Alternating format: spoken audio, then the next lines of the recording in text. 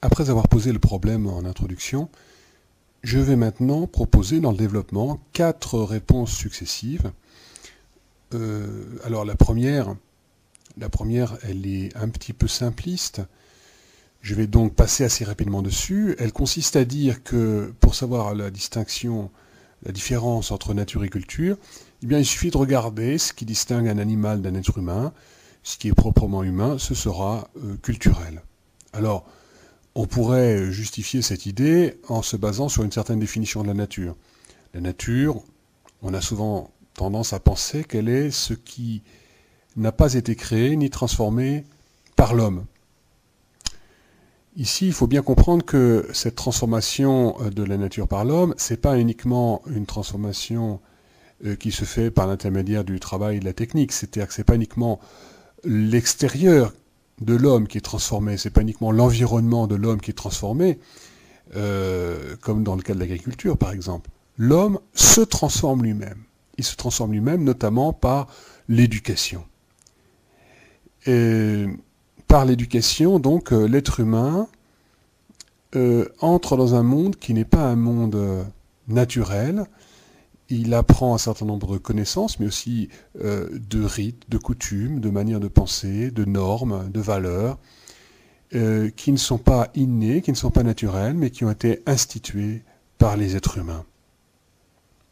On pourrait même penser que c'est dans la nature de l'homme, c'est-à-dire dans ce qu'il définit essentiellement, dans ce qui le constitue, pour l'essentiel, de s'arracher à la nature, au sens de ce qui est naturel, de ce qui est animal chez l'être humain.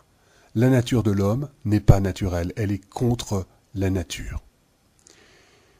Ainsi donc, on pourrait penser que humain, c'est synonyme de culturel, et naturel, c'est plus ou moins synonyme d'animal. Je dis bien plus ou moins parce que, bien entendu, la nature ne se réduit pas au monde animal.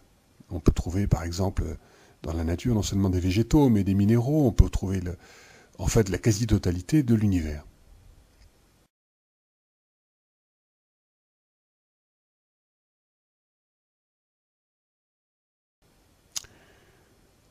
D'après ce qui précède, il suffirait donc d'étudier l'espèce humaine et ce qui la distingue des autres espèces animales pour bien comprendre la différence entre culture et nature. Mais, comme on l'a déjà dit dans l'introduction, cette idée se heurte à 2 objections qu'on pourrait formuler de la manière suivante. Est-ce qu'il n'y aurait pas par hasard une forme de culture chez certains animaux? Et puis d'autre part, est-ce qu'il n'y aurait pas, malgré l'éducation, toujours quelque chose de naturel chez l'homme? Nous allons donc étudier une solution plus satisfaisante, qui est de dire que la culture se caractérise par son caractère conscient et volontaire, caractère qui s'oppose aux automatismes naturels. Je vais d'abord reprendre les objections qui ont été amorcées dans la transition. Première objection donc, certaines espèces animales ont une forme de culture. Ici, sur cette image, vous voyez un bonobo, c'est-à-dire une sorte de chimpanzé. C'est une espèce un petit peu différente des chimpanzés les plus connus, mais on commence bien à les connaître, ces bonobos. Donc ce sont des animaux qui sont assez proches de l'homme, mais en même temps qui constituent une espèce à part. Et on voit qu'ils utilisent des outils, par exemple ici une brindille, pour pêcher les termites. De manière générale, chez les singes et chez un certain nombre d'animaux, comme les éléphants par exemple, on voit qu'il y a des véritables outils, et des outils qui ne sont pas utilisés de façon instinctive, mais par un apprentissage. Il y a des singes, par exemple, des capucins, qui vont observer pendant des années les adultes, les vieux, et regarder comment ils utilisent certains outils, par exemple pour casser une noix. Et la maîtrise de cette technique va mettre longtemps, va mettre des années en fait. Rien à voir avec ce qu'on peut observer chez les fourmis ou chez les abeilles, où là, il y a une sorte de savoir-faire instinctif, inné. Des abeilles vont construire des ruches, vont construire des alvéoles parfaitement hexagonales. Là, ce n'est pas de la culture, c'est purement instinctif. Mais donc chez un certain nombre d'animaux, et notamment chez des mammifères, ainsi que chez certains oiseaux, on peut observer quelque chose qui est de l'ordre de la culture. Deuxième objection, et j'insisterai sur celle-là, c'est que la plupart des activités de l'homme sont à la fois naturelles et culturelles. Donc, dire, voilà, l'être humain, c'est un être de culture, par opposition aux animaux qui sont des êtres naturels, c'est un petit peu simpliste. Alors, pourquoi est-ce que les activités de l'homme sont à la fois naturelles et culturelles? D'abord parce que la culture ne part pas de rien. Elle transforme la nature, et cette nature, elle reste toujours présente, en fait, chez l'être humain. Elle ne disparaît pas, elle est transformée, certes, mais elle est toujours présente, elle est toujours là. Un exemple, la médecine, c'est quelque chose de culturel. C'est une technique qui repose sur une science, ça a été inventé par des êtres humains, c'est pas quelque chose d'inné. Mais cette médecine, elle n'est pas systématiquement opposée à la nature. Dans bien des cas, au contraire, elle est l'alliée de la nature. Elle aide l'organisme à retrouver son équilibre naturel. Quand nous guérissons, c'est pas uniquement le médicament qui va nous guérir, c'est notre organisme qui se guérit tout seul, enfin qui se guérit de façon naturelle, avec un petit coup de pouce de la science, avec un petit coup de pouce de la médecine, des médicaments, etc. Donc ici, on voit bien qu'il y a une alliance entre la nature et la culture. Et c'est pas toujours évident de savoir ce qui vient vraiment de la nature et ce qui vient de la culture. Deuxième raison pour laquelle, en fait, nos activités humaines sont à la fois naturelles et culturelles, c'est que la nature est profondément bouleversée par la culture. Il n'y a probablement rien de purement naturel chez l'être humain. L'éducation a tout bouleversé, ou presque, par notre entrée dans le monde de la culture. Alors, les exemples pourraient se multiplier. Quoi de plus naturel que manger? Pourtant, en réalité, quand on mange, c'est pas uniquement pour répondre à un besoin biologique. La manière dont on mange, aussi bien que la nature de ce qui est mangé, ça varie beaucoup suivant les cultures.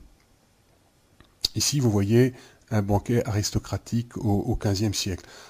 Alors, d'abord, le XVe siècle, c'est pas la même chose que le XIIe siècle.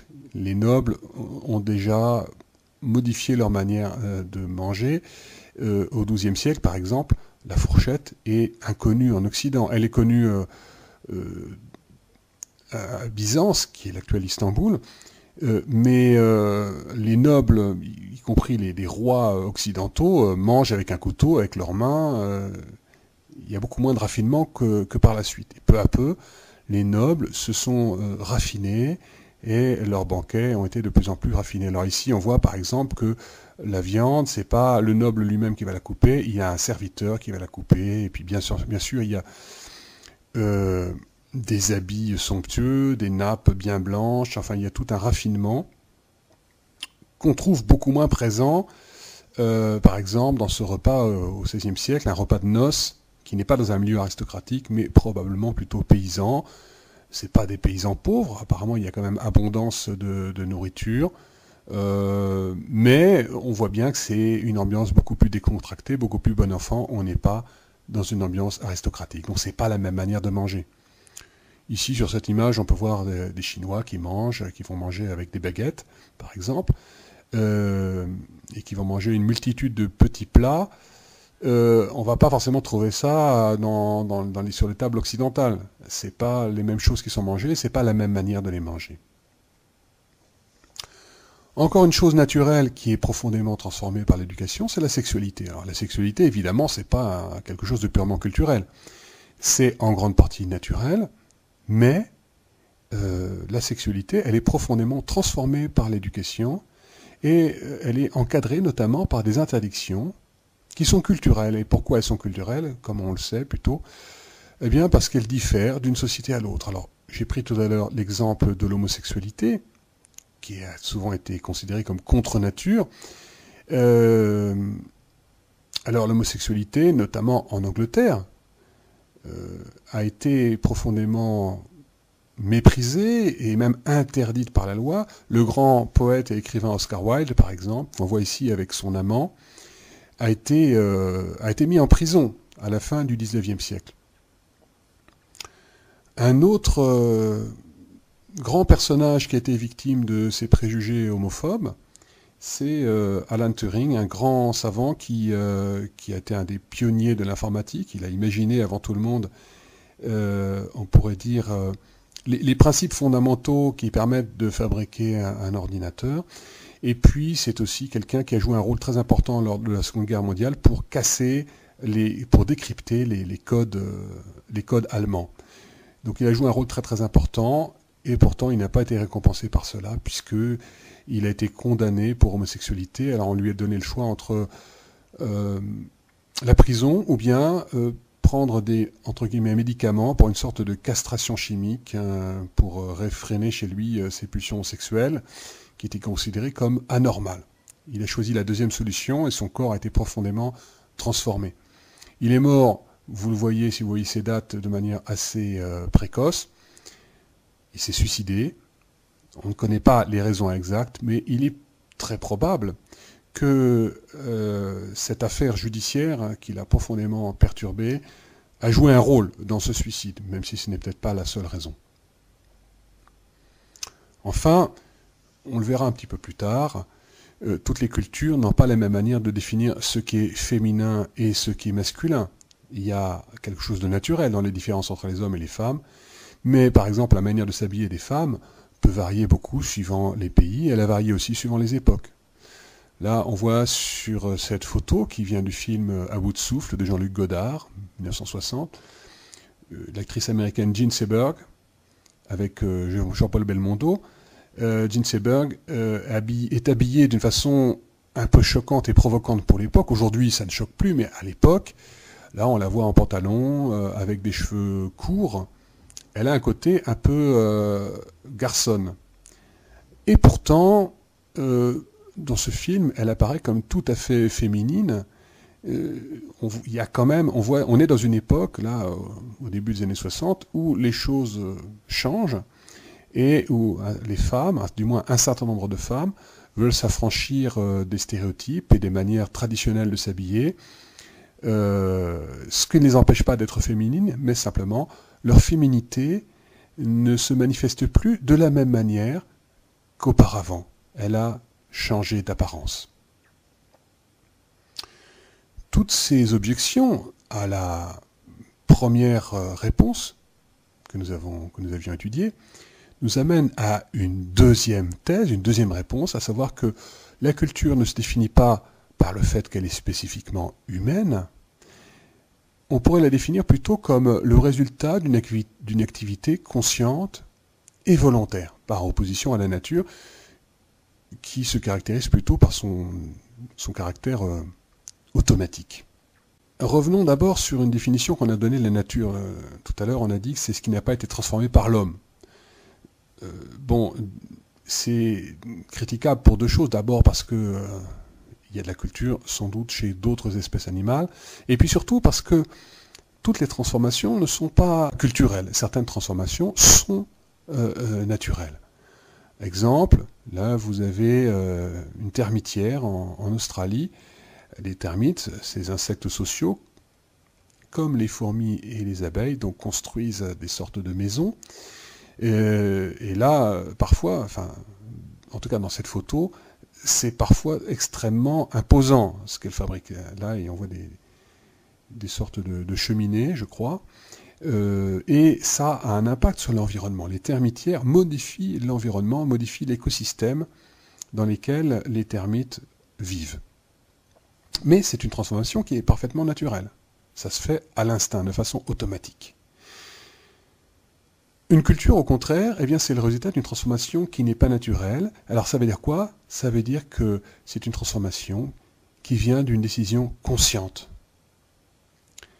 Ce qui est culturel, c'est ce que les hommes ont décidé consciemment d'instituer ou de transmettre par l'éducation. On va prendre un certain nombre d'exemples.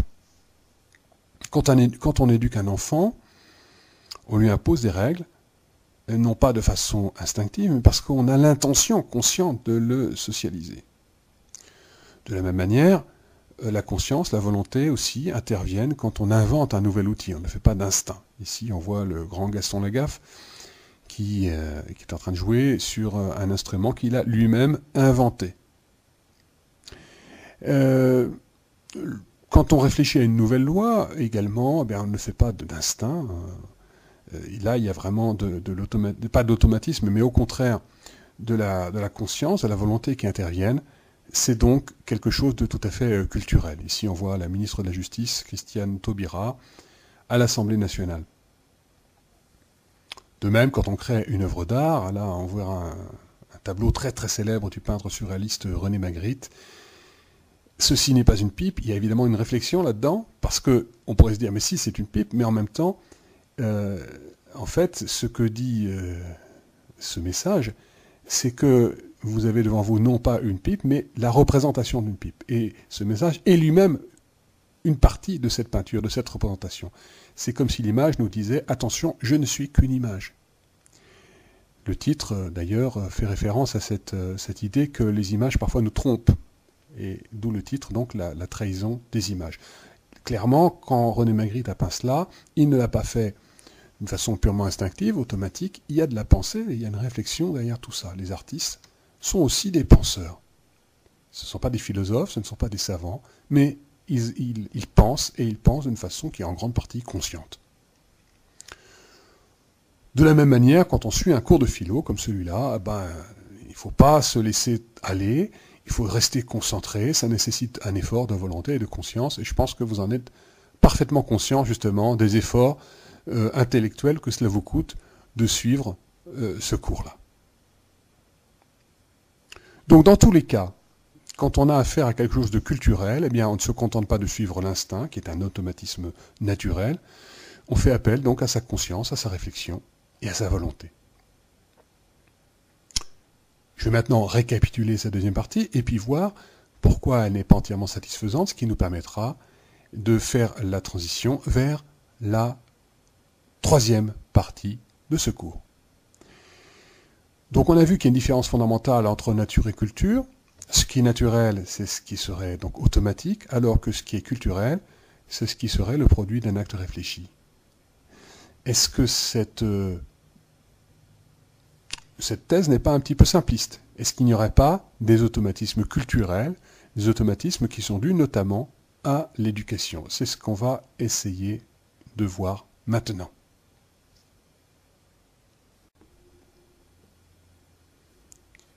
Troisième réponse à notre problème, il n'y a pas de critères sûrs permettant de distinguer la nature de la culture.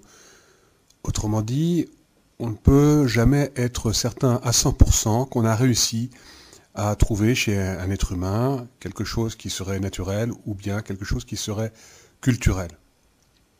Alors avant d'expliquer un peu plus précisément cette thèse, je vais reprendre l'objection qui a été ébauchée dans la transition, à savoir qu'il y a dans toute culture des automatismes culturels et en particulier des habitudes, des coutumes. Ce fait-là semble montrer qu'il n'est pas possible de véritablement distinguer la nature de la culture. Alors, j'ai parlé d'habitude. Qu'est-ce que c'est qu'une habitude? C'est un automatisme qu'on acquiert à force de faire quelque chose. Et ce qui est intéressant, c'est que le mot d'habitude correspond à un adjectif, habitué, mais à un autre adjectif également qui est accoutumé. Dans accoutumé, on voit le mot coutume. Qu'est-ce que c'est qu'une coutume? Donc c'est une sorte d'habitude, c'est-à-dire un automatisme culturel qui est propre à un certain nombre de gens. C'est quelque chose qui finit par sembler naturel à force d'être fait. Et c'est notamment le cas des coutumes religieuses, mais également de fêtes qu'on va à chaque fois célébrer régulièrement, chaque année, pour des raisons religieuses ou pas.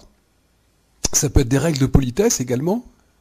On peut avoir l'impression que c'est naturel d'accomplir cela, parce qu'on a été éduqué depuis sa plus tendre enfance à penser que c'est normal, c'est tout à fait naturel.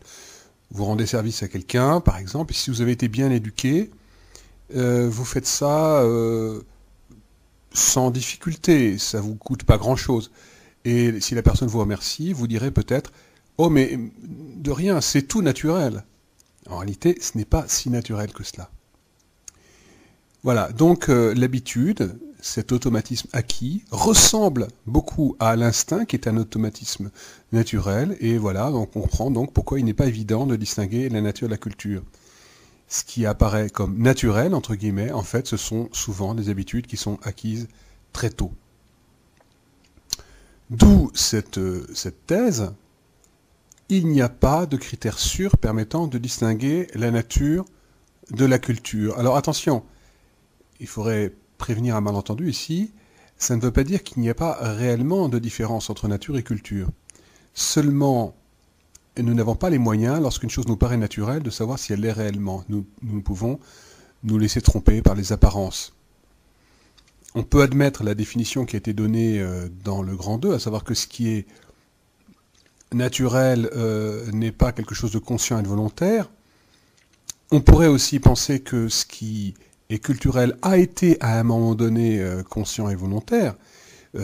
C'est pas quelque chose d'inné, ça a été à un moment donné décidé. Mais le problème, c'est que ce qui a été autrefois décidé, volontairement, institué, eh bien, a fini par devenir une habitude. Et donc, bien souvent, on oublie cette origine et on a donc l'impression d'avoir affaire à quelque chose de tout à fait naturel. Alors, pour argumenter cette thèse, eh bien, on pourrait dire la chose suivante. D'abord, comme on l'a vu, une culture inclut en elle des habitudes collectives ou individuelles qui ressemblent à des automatismes naturels. Donc j'insiste pas trop là-dessus.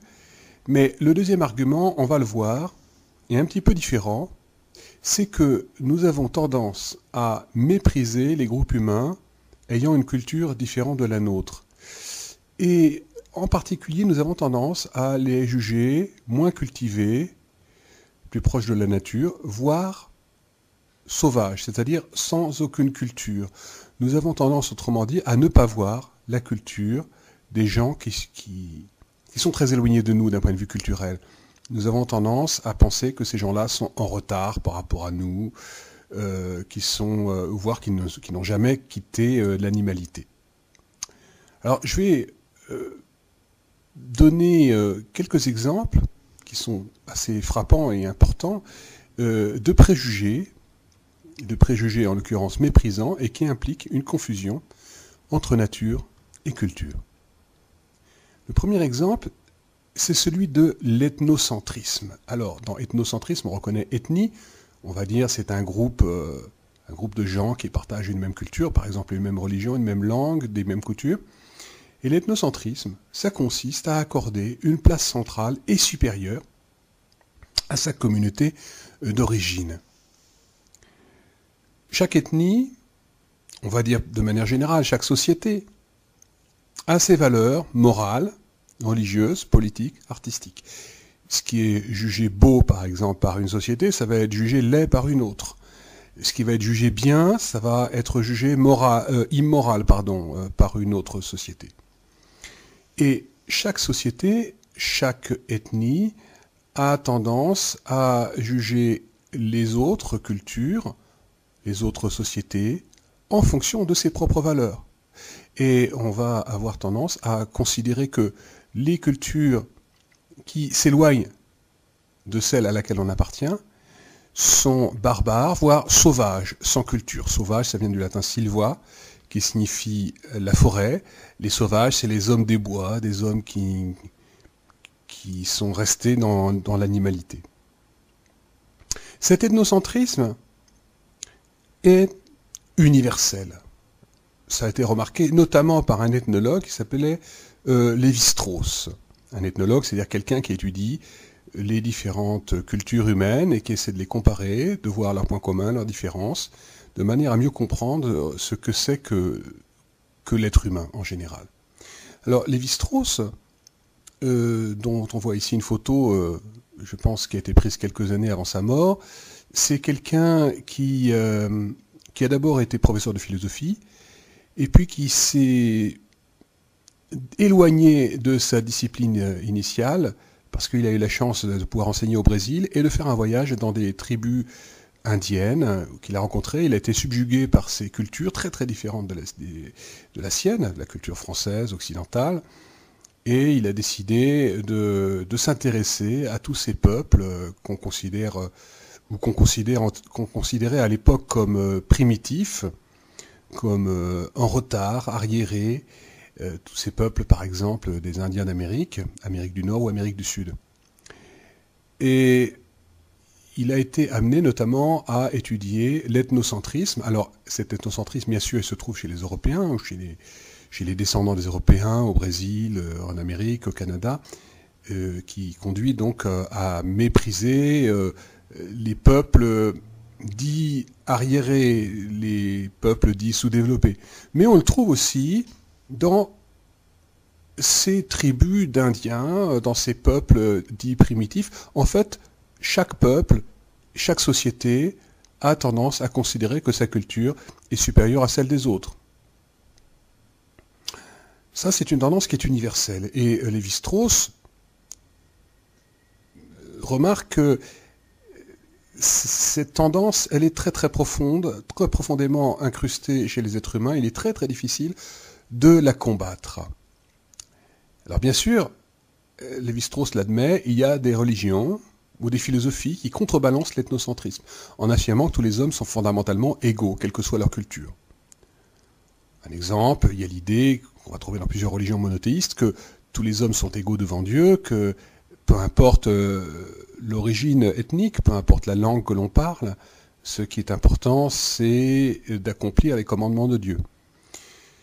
De même, on va trouver, lors de la Révolution française, l'idée que tous les hommes naissent et demeurent libres et égaux en droit. Alors, il y a donc des tendances qui combattent l'ethnocentrisme, mais, comme le fait remarquer Lévi-Strauss, malgré tout, l'ethnocentrisme est bien vivace, il ne se laisse pas si facilement que ça déraciner dans notre esprit, si bien que nous avons l'impression que notre culture est supérieure à celle des autres sociétés, et même nous avons l'impression qu'elle est plus humaine, au sens où nous jugeons que nous sommes plus humains, plus éloignés de la nature que les autres hommes, ceux qui ne partagent pas notre culture. Nous avons tendance à les juger comme des sous-hommes ou comme des animaux. Alors pourquoi cela? Eh bien, une des raisons, c'est que, comme Lévi-Strauss l'explique dans son célèbre essai « Race et Histoire », une des raisons, c'est que l'humanité existe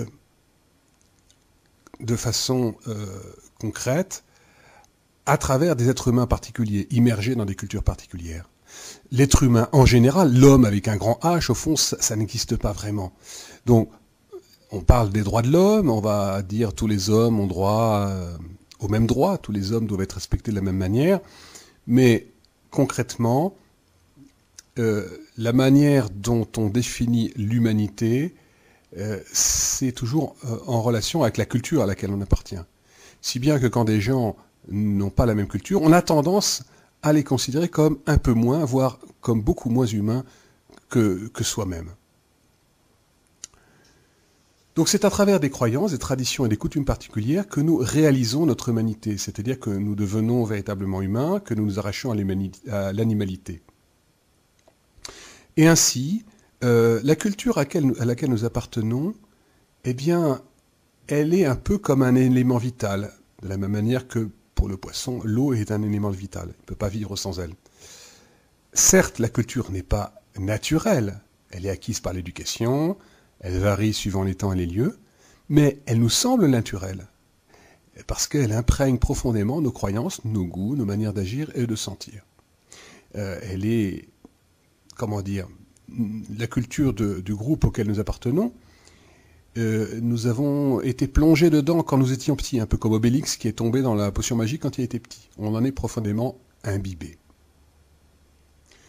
Ainsi, il semble impossible de se débarrasser de cet ethnocentrisme. Il nous est, entre guillemets, naturel, c'est-à-dire en fait habituel. Nous avons tendance à considérer comme naturels nos valeurs morales, nos coutumes, nos goûts artistiques, etc. Les coutumes qui sont très éloignées des nôtres nous apparaissent comme contre nature parfois.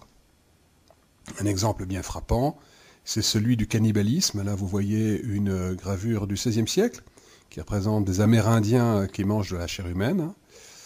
J'espère que vous n'êtes pas sur le point de manger, que ça ne va pas vous couper l'appétit, mais effectivement, on voit bien au centre de la gravure, par exemple, une tête humaine. Alors ça a été notamment étudié par Montaigne, qui a lu des récits de voyage et qui explique que les Européens, en parlant de ces Indiens qui mangent de la chair humaine, vont dire ces gens-là sont inhumains, ils font quelque chose qui est monstrueux, qui est barbare. Ces gens-là ne savent pas véritablement ce qui est bien, ce qui est naturel. Et puis Montaigne va prendre un peu de recul par rapport à ça et dire mais est-ce que nous sommes plus humains qu'eux? Est-ce que nous ne sommes pas aussi cruels, voire plus, lorsque par exemple, lorsqu'il y a une guerre, nous torturons à mort un prisonnier? Montaigne était notamment très frappé par l'horreur des guerres de religion qui sévissaient à son époque. Alors, je viens de parler de jugement qui consiste à dire que certaines coutumes étrangères nous paraissent contre nature. Dans d'autres cas, au contraire, on va mettre en avant la sauvagerie des gens appartenant à d'autres cultures afin de les réduire au rang de bêtes sans culture. On va considérer que ces gens-là sont des animaux, ils n'ont pas de culture. On ne va pas voir leur culture. Là, on voit un dessin qui illustre un livre, Le sauvage et le préhistorique, miroir de l'homme occidental. L'homme occidental a souvent eu tendance à considérer que les peuples qu'il colonisait, notamment au XIXe siècle, étaient moins avancés, qu'ils étaient plus proches de l'homme préhistorique, donc plus proches de l'animal.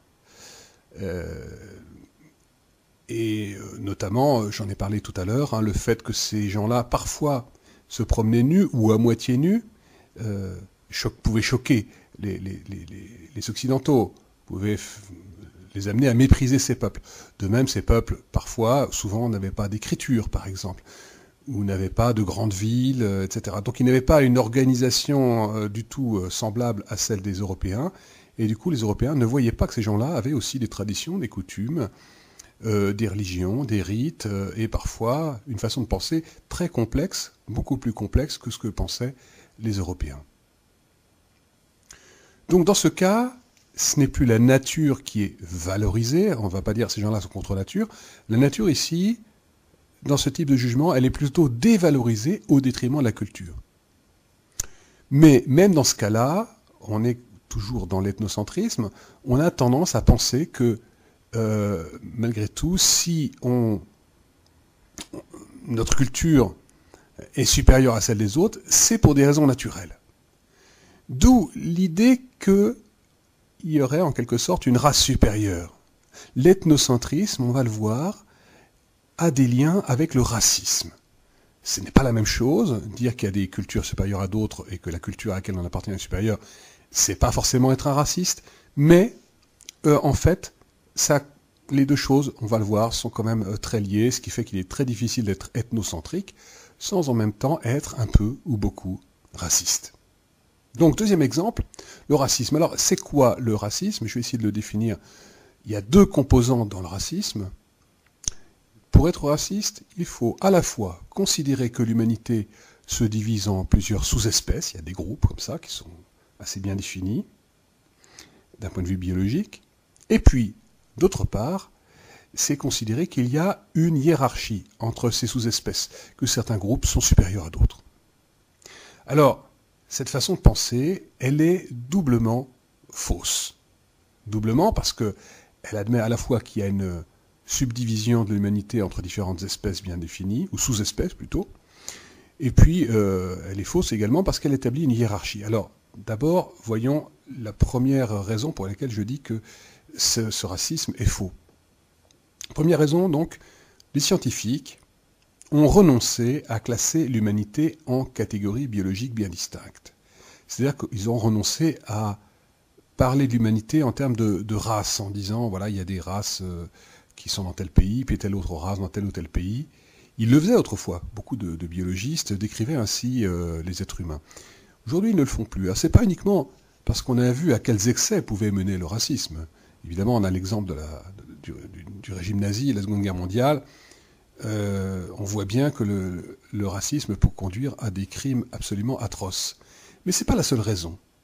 Il y a une raison vraiment scientifique. Ce n'est pas uniquement pour des raisons morales que les scientifiques, aujourd'hui, n'admettent plus la notion de race comme une notion scientifique. Je vais faire une comparaison. Vous avez ici, devant vous, un certain nombre de figures géométriques. On va essayer de les classer. Et vous allez voir, c'est plus compliqué que ça en a l'air. Un premier classement possible, c'est de les classer en fonction de leur couleur. Alors, vous voyez, quand on va de gauche à droite, du plus clair au plus foncé. Donc, on a établi 3 catégories en fonction de la couleur. Mais, comme vous l'aurez sans doute déjà deviné, il existe d'autres possibilités de classer ces figures. Par exemple, on peut les classer en fonction de leur forme. Donc, j'ai mis d'abord les triangles, les carrés et enfin les ellipses. Il existe encore au moins un 3e classement possible. Cette fois-ci, on ne classe plus en fonction de la couleur ni de la forme géométrique. On classe les figures en fonction de leur taille. Petit, grand, moyen. Eh bien, il en est de même chez les êtres humains, sauf que c'est encore beaucoup plus compliqué que ça. Alors, on pourrait classer, par exemple, les êtres humains en fonction de leur couleur de peau. Encore que, en réalité, c'est beaucoup plus complexe que dans les figures là que je vous ai montrées. Parce que, entre, par exemple, ce qu'on appelle des blancs et les noirs, il existe tout un dégradé. En fait, il n'y a pas une frontière bien claire entre une soi-disant race blanche et puis une prétendue race noire. Il y a tout un dégradé, et éventuellement même, au sein d'une même famille, il peut y avoir des gens qui n'ont pas exactement la même couleur de peau. Dans des familles blanches, par exemple, il peut y avoir des gens qui ont la peau plus ou moins mate, plus ou moins basanée. De même, chez les noirs, au sein d'une même famille, ils n'ont pas tous la même teinte. Deuxième raison, qui est peut-être encore plus profonde, c'est que on ne voit pas très bien pourquoi on devrait plutôt choisir telle caractéristique plutôt que telle autre. Pourquoi la couleur de peau, par exemple? Ce n'est qu'une caractéristique parmi d'autres. Pourquoi ne pas choisir le groupe sanguin, la taille, la forme des yeux, ou n'importe quoi? Il y a beaucoup de critères qui, en fait, ne sont pas visibles et qui sont aussi importants que ces critères apparents comme la couleur de peau. Si on regarde les gènes qui déterminent en grande partie justement l'apparence physique des gens, on peut s'apercevoir qu'il existe énormément de différences entre le patrimoine génétique d'un blanc et d'un autre blanc, de même qu'il peut y avoir énormément de différences entre deux noirs du point de vue des gènes, et inversement, on peut avoir une assez grande proximité entre les gènes d'un blanc et les gènes d'un noir. Il peut y avoir plus de différences entre un blanc et un noir sur le plan des gènes qu'entre deux noirs. Enfin, quand je dis beaucoup de différences, en réalité, l'immense majorité des gènes sont présents chez tous les êtres humains. Il y a un tout petit pourcentage de gènes qui vont différer entre les êtres humains, entre les individus. Alors, deuxième argument qui laisse penser que le racisme est une aberration, c'est qu'on n'a jamais réussi à prouver qu'il y avait un lien entre l'appartenance à une race, entre guillemets, et l'intelligence, les vertus morales ou le talent artistique. Autrement dit, c'est pas parce que vous appartenez à une race dite inférieure que vous allez être moins doué pour, je sais pas, faire de la musique, ou bien que vous allez avoir un caractère moral moins noble, moins généreux, moins admirable que quelqu'un qui appartient à une soi-disant race supérieure. Donc l'idée de race n'a pas de fondement scientifique. Est-ce à dire qu'il faille arrêter de parler de race, arrêter de parler de blanc, de noir, par exemple? Malheureusement, non. On est bien obligé de parler de temps en temps de différences qui existent entre les blancs et les noirs. Pourquoi? Parce que le racisme a fait qu'il y a eu des ségrégations, des séparations au sein d'une même société entre des gens, par exemple, qui n'avaient pas la même couleur de peau. Et donc il y a des groupes comme ça qui sont créés, des quartiers, on va retrouver plus ou moins de blancs, plus ou moins de noirs. Il y a souvent une relation entre la catégorie sociale à laquelle on appartient et la couleur de peau dans beaucoup de sociétés, malheureusement. Donc, on est bien obligé d'en tenir compte. Le racisme, parce qu'il produit des effets, fait qu'on est bien obligé de parler de race, entre guillemets. Il faut mettre des guillemets, mais on est bien obligé d'en parler. Mais ce n'est pas, en tout cas, quelque chose de naturel. Ça peut avoir l'air naturel, ces races, mais en fait, c'est quelque chose qui a été construit de façon culturelle. Ce sont les mentalités racistes qui ont créé les races. Pourquoi est-ce que le racisme continue à persister alors même que la science a cessé de le cautionner? On pourrait voir trois causes. Une première, c'est que des peuples qui ont été éloignés les uns des autres pour des raisons historiques ou géographiques, eh bien, ils ont souvent une apparence physique différente les uns des autres. Pour des raisons climatiques, par exemple, la sélection naturelle fait que des gens qui ont la peau sombre sont désavantagés par rapport à des gens qui ont la peau claire dans les pays nordiques. Quand on a la peau claire, on peut davantage recevoir la lumière du soleil et surtout donc se servir de cette lumière pour fixer la vitamine D. Donc en hiver, ça peut être un facteur important. Donc sur des milliers d'années, il y a pu y avoir une sélection naturelle qui a fait que les gens qui vivaient dans des régions nordiques, eh bien, ont peu à peu pris une teinte de peau très blanche. De même, ceux qui ont la peau sombre sont plus avantagés dans des pays du Sud. Donc la sélection naturelle, là encore, a fait que peu à peu, eh bien, les peaux brunes sont devenues prédominantes dans des pays chauds, dans des pays où il y a beaucoup de soleil. Voilà, donc il y a des raisons historiques et géographiques qui font que des peuples différents peuvent avoir une apparence physique différente, statistiquement. Et donc on peut avoir l'impression que la culture et l'apparence physique, c'est un lien. Et du coup, par exemple, on va se dire en voyant cette femme, tiens, ça c'est une chinoise ou c'est une asiatique, quelqu'un qui vient d'Extrême-Orient. Sauf que là, en l'occurrence, cette femme-là, elle porte un nom bien français et elle est ministre de la Culture en France. Deuxième raison pour laquelle le racisme continue à exister, c'est la raison que j'ai dite tout à l'heure, à savoir que d'une part, nous avons tendance à estimer comme naturelles des coutumes et des manières de penser qui viennent en fait de notre éducation, et d'autre part, nous avons tendance à juger ces coutumes et ces manières de penser comme supérieures. Et donc, à cause du fait que notre ethnocentrisme nous semble naturel, eh bien, nous avons tendance à penser que si les gens ne partagent pas nos manières de penser, nos coutumes, c'est peut-être que dans leur nature biologique, il y a quelque chose qui n'est pas comme nous. Ils appartiendraient donc à une race inférieure. Enfin, si on a tendance à être raciste, c'est une tendance d'ailleurs qui est extrêmement répandue, sinon universelle, si nous avons tendance à être raciste, c'est également parce que dans bien des cas, ça nous arrange. Surtout si nous appartenons à un groupe privilégié. Si nous appartenons à un groupe privilégié d'un point de vue social, parce que nous sommes plutôt dans le haut de la société, chez les gens qui sont favorisés socialement, ou bien si nous appartenons à un pays qui est plus riche, plus puissant que les autres, nous avons tendance à penser que c'est naturel qu'il en soit ainsi. Ça nous arrange bien d'imaginer que nos avantages, au fond, sont tout à fait normaux, parce que ils sont dus à une supériorité naturelle du groupe auquel nous appartenons.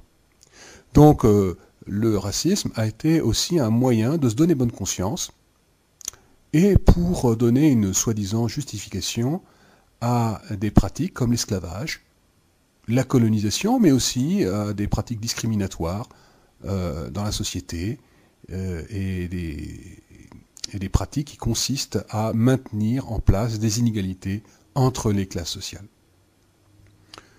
Là, vous avez un exemple d'une bande dessinée qui a été réalisée au moment où le Congo était encore une colonie belge.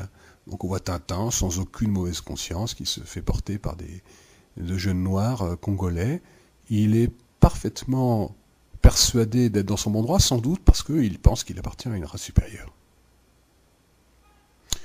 Troisième exemple de préjugés qui confondent naturel et culturel, c'est l'exemple du sexisme. Alors, le sexisme, on va bien sûr le trouver chez les hommes, puisque ce sont eux en général qui sont dominants, et ça les avantage d'imaginer qu'ils sont supérieurs aux femmes, de même que les racistes sont assez contents, enfin ça les satisfait d'imaginer qu'ils appartiennent à une race supérieure. Alors les hommes sont d'autant plus facilement sexistes que ces préjugés qu'ils ont dans leur esprit, ils viennent de l'éducation, ils en sont imprégnés depuis l'enfance. Donc c'est devenu vraiment une habitude de penser.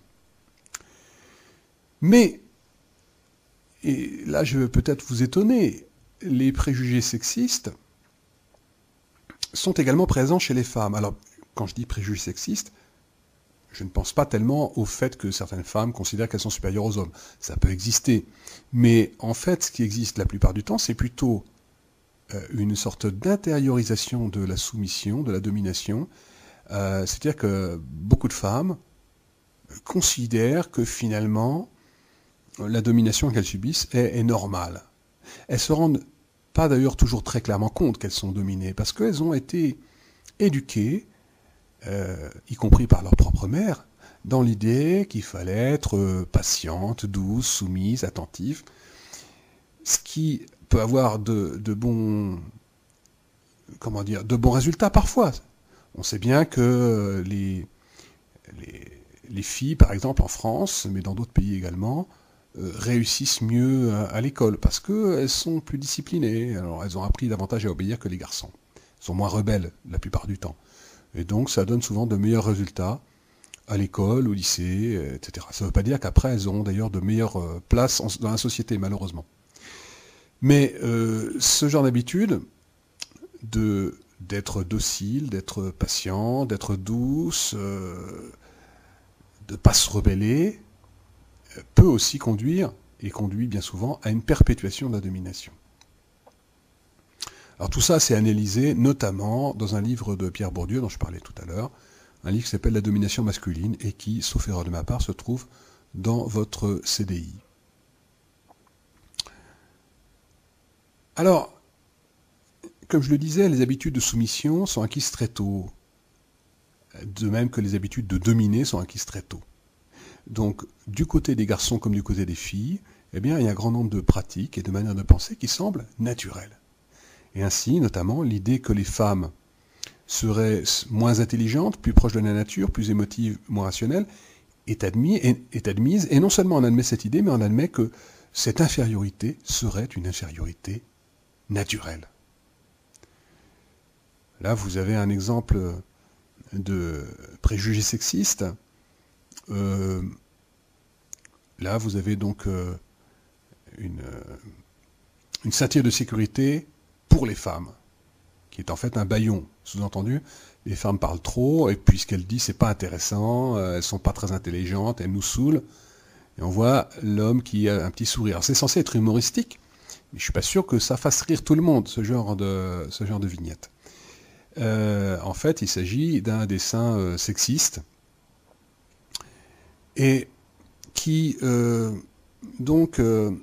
exprime davantage les préjugés de son auteur que son sens de l'humour. Alors, pourquoi l'idée d'une supériorité naturelle des hommes et d'une infériorité naturelle des femmes est contestable? Alors, d'abord, on peut remarquer que même si les hommes ont été souvent plus instruits que les femmes, c'est beaucoup moins vrai maintenant, eh bien, ça ne veut pas dire pour autant qu'ils étaient plus intelligents ou plus maîtres de leurs émotions. Là, vous voyez une image extraite d'un clip qui avait été fait par le ministère de la Justice en France pour prévenir les violences conjugales ou pour faire en sorte qu'on lutte contre elles. On voit une femme qui est victime de la violence de son compagnon ou de son mari. Et on voit donc le slogan, la célèbre phrase « Je t'aime un peu, beaucoup, passionnément, à la folie ». C'est-à-dire qu'il y a certains hommes qui confondent leur violence, qui confinent parfois à la folie, avec de l'amour. Ce n'est plus de l'amour, en réalité, c'est de la violence. C'est une passion complètement incontrôlée. Et là, on voit bien que les femmes qui sont soi-disant plus en proie à leurs émotions que les hommes, en réalité, ne sont pas du tout inférieures aux hommes, parce que malheureusement, la violence conjugale, la violence plus généralement, cette violence est extrêmement répandue, dans tous les milieux d'ailleurs. Hein. Souvent en France, quand on pense à des femmes battues, on va s'imaginer que c'est des musulmans fanatiques hein, qui battent leurs femmes.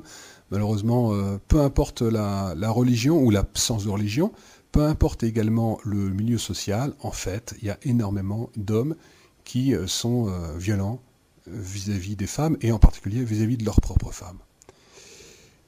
D'autre part, l'idée d'une supériorité naturelle des hommes et d'une infériorité naturelle des femmes, elle est très contestable, elle est même fausse, parce que s'il y a des différences entre les hommes et les femmes, et parfois, effectivement, des rapports d'infériorité ou de supériorité dans certains domaines, eh bien, c'est en grande partie pour des raisons culturelles. Le sexisme fait une confusion entre la nature et la culture. Il fait une confusion entre les caractéristiques naturelles des hommes et des femmes et les caractéristiques culturelles. Les hommes et les femmes sont différents, certes, mais ce n'est pas uniquement à cause de la nature, ce n'est pas uniquement à cause de différences biologiques, ce sont l'éducation, les coutumes, les traditions qui font aussi ces différences. On l'a vu tout à l'heure avec l'exemple de l'habillement ou de la coiffure. Ça, c'est quelque chose de culturel, ça varie beaucoup suivant les époques, suivant les pays. Transition. On va récapituler ce qui vient d'être dit et faire une objection de manière à amorcer la dernière partie de ce développement.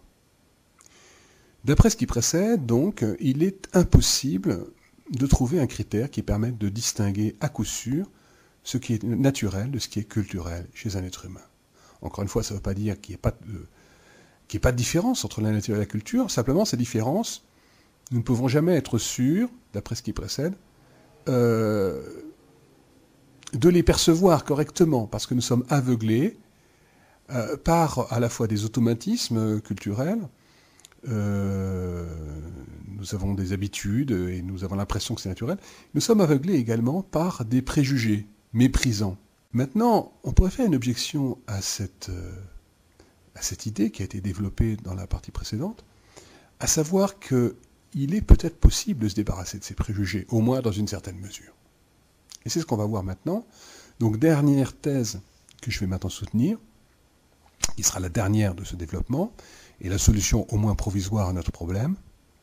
On peut distinguer la nature de la culture en se débarrassant de ces préjugés, notamment de ces préjugés ethnocentriques, racistes et sexistes. Je développe d'abord l'objection qui a été amorcée dans la transition.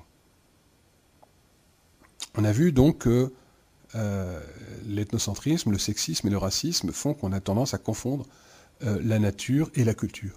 Or, qu'est-ce que nous avons fait tout au long de cette partie? Eh bien justement, nous avons critiqué l'ethnocentrisme, le sexisme et le racisme. Nous avons réussi, dans une certaine mesure, à nous débarrasser de ces préjugés. C'est donc tout à fait possible, puisque nous l'avons fait précédemment. D'où cette thèse, on peut penser qu'il y a moyen de distinguer la culture de la nature, et notamment de prendre conscience que beaucoup d'automatismes sont dus à l'éducation. Alors comment cela? Eh bien, il y a deux voies possibles qui sont complémentaires. Une voie théorique et une voie pratique. Alors, une voie théorique, ça rejoint l'idée de culture personnelle dont je parlais tout à l'heure. La culture personnelle étant un ensemble de savoirs, généralement théoriques, qu'on va acquérir, non seulement dans son enfance, non seulement à l'école, mais tout au long de sa vie, dans le domaine sportif. D'abord, je commence par distinguer culture personnelle et culture collective. Une grande partie de nos préjugés, ethnocentriques, racistes, sexistes, viennent de la culture collective dans laquelle nous sommes plongés depuis notre plus tendre enfance. Donc, si nous confondons nature et culture, c'est en grande partie à cause de cette éducation. Mais nous pouvons prendre du recul vis-à-vis de cette culture collective, en développant une culture personnelle.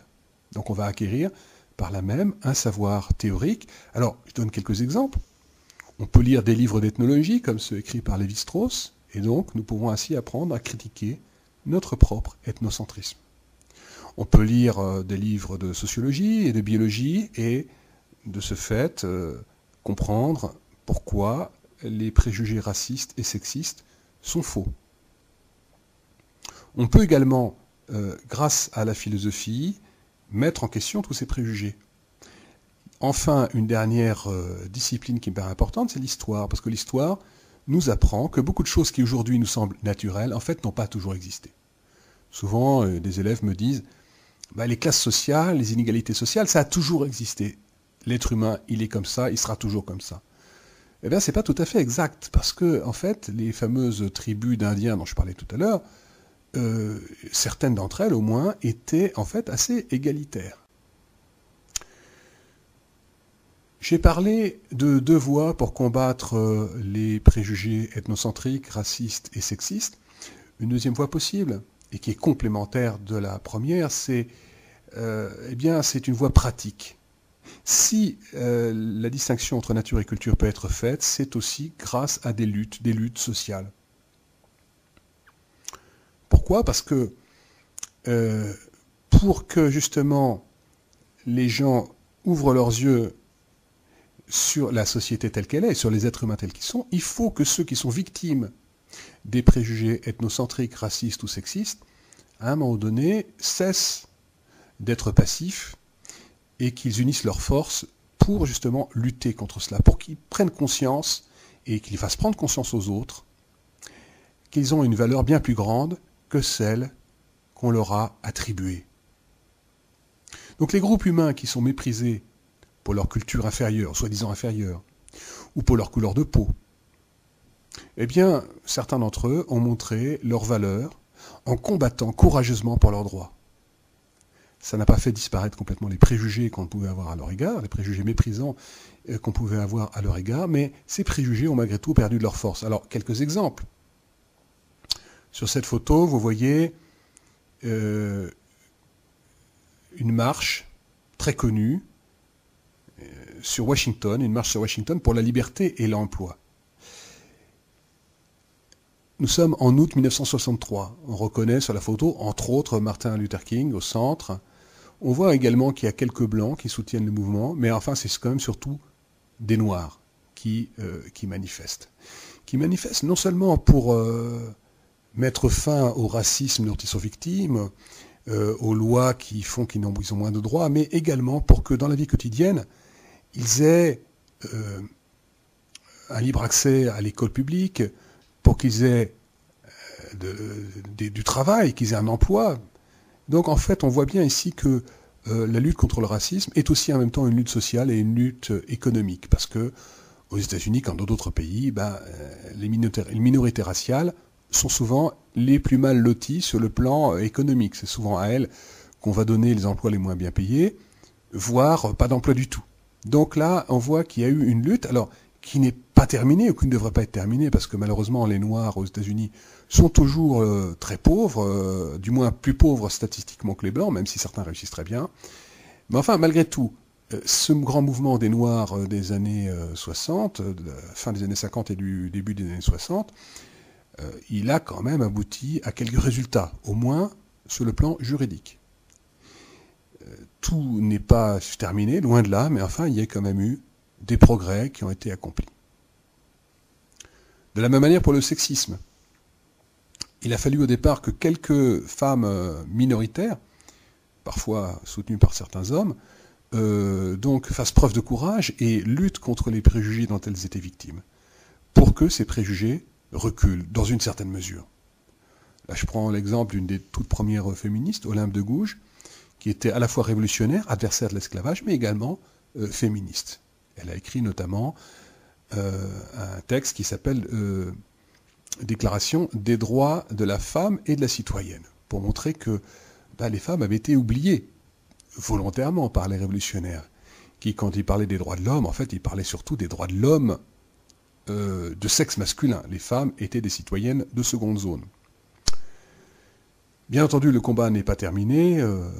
C'est comme pour le racisme, même si dans pas mal de pays, les femmes ont les mêmes droits que les hommes, dans la réalité, et notamment en France, on sait bien qu'il ne suffit pas d'avoir les mêmes droits pour concrètement avoir les mêmes avantages.